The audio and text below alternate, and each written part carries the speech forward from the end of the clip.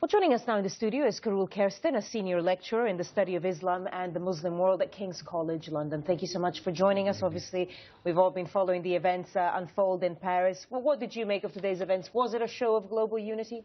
I think that was definitely the intention. There was a very broad spectrum of world leaders at the rally and taking to show this kind of unity. Of course, these people will also talk shop afterwards in how to respond in terms of adjusting security policies.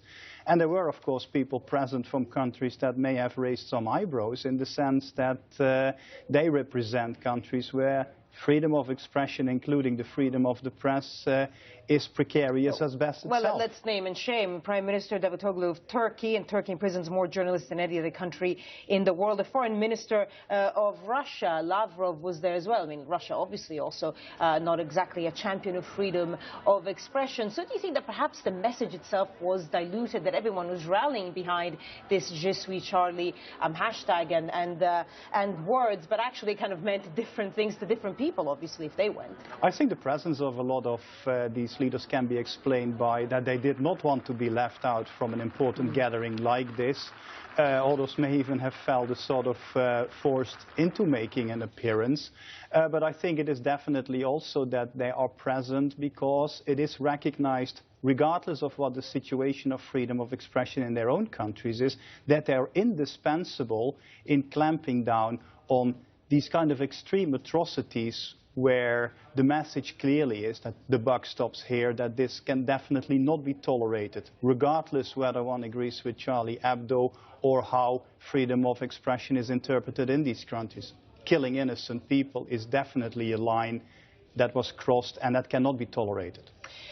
Do you think that of all the people that were there, and obviously, 1.5 million, I mean, obviously there were different narratives. Have you noticed different narratives in the way that this story has been told and received over the past few days? Yes, I think so. I mean, the sort of battle cry became Je suis Charlie, but there have also been people who made very clear that they were not Charlie, leaving aside the fact that would never ever tolerate that people who make this kind of satire deserve to die. But they clearly pointed out that the kind of satire that was published in Charlie Hebdo is not something they would subscribe to. And the general message today is that even if one disagrees over matters of taste or the tolerable in regards to the use of satire, that killing people for that reason is definitely not acceptable. Because a lot of people, as you say, haven't rallied behind the Je suis Charlie. But again, the counter-argument to that is, well, that kind of leads you down the road of saying, well, if you publish something,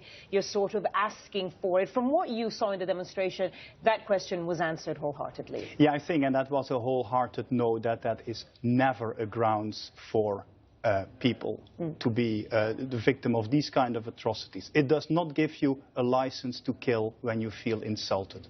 Obviously, there's a spotlight on the Muslim community now, not just in France, but around Europe, as a lot of Europeans worry about this possibly happening on their doorstep. But we did see a lot of Muslim, leaders from Muslim countries, Turkey, of course, being a secular country, but Muslim majority. Do you think that sent a clear message?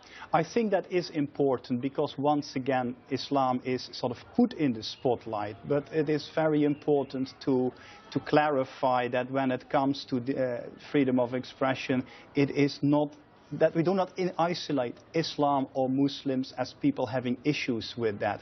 Religions historically have had trouble with the freedom of expression, in particular when it comes to criticizing the beliefs held by the adherents of these traditions. But it has also been demonstrated that religions can learn. It is, of course, an additional challenge when you look at a medium like satire, and in particular the kind of satire of Charlie Hebdo is specifically French, and it has evolved there in the last 100 years since the French Revolution. And, many French are Catholics, but many Catholics will tell you, well, Charlie Hebdo lampooned the Catholic Church, almost more than any other group, and yet it didn't cause everything that we've seen, all the anger that was caused towards those cartoons. Would you say that perhaps there are elements of that side of Western French culture and a sort of Muslim Islamic interpretation of religion that are incompatible? At present, you could say that there is this cultural mismatches indeed, that what is tolerable or something that does not create the degree of discomfort it might in other cultural settings, that plays out in these situations. On the other hand, we should not forget that in the Muslim world, satire is alive as well.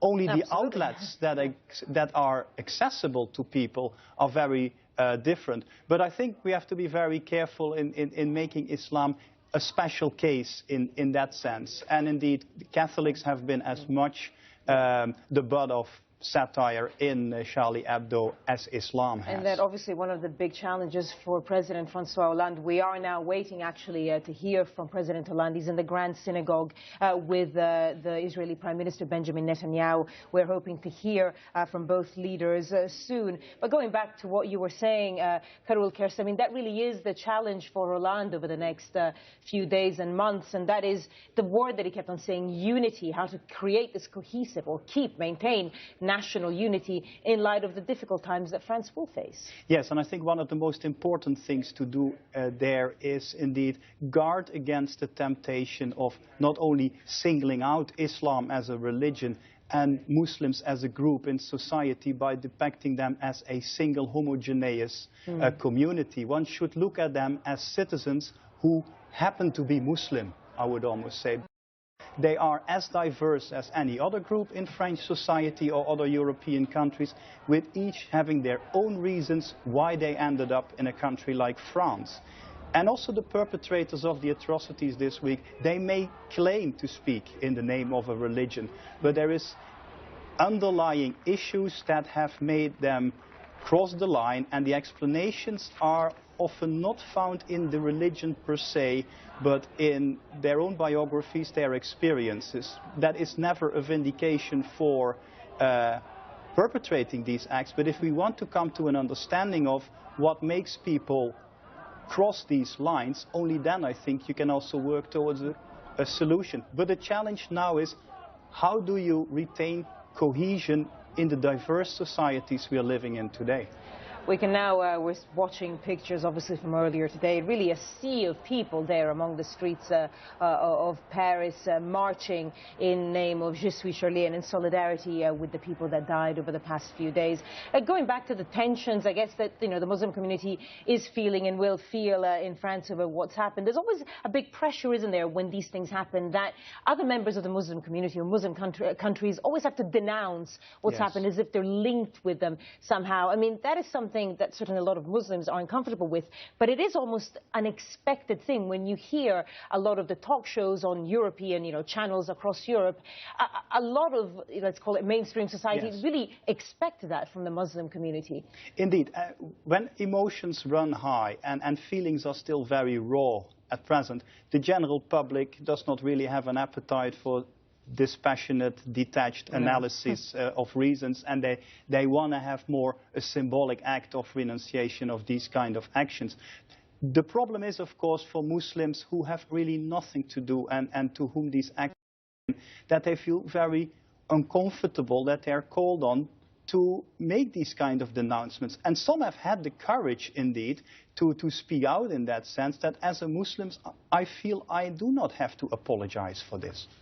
Well, we'll touch on that issue again, and I'm sure that perhaps President Francois Hollande will touch on those issues again. We are still waiting to hear from him. He is at the Grand Synagogue. For the moment, though, Dr. Carool Kersten, lecturer of the study of Islam and Muslim world at King's College, thank you so much for having shared your views with us.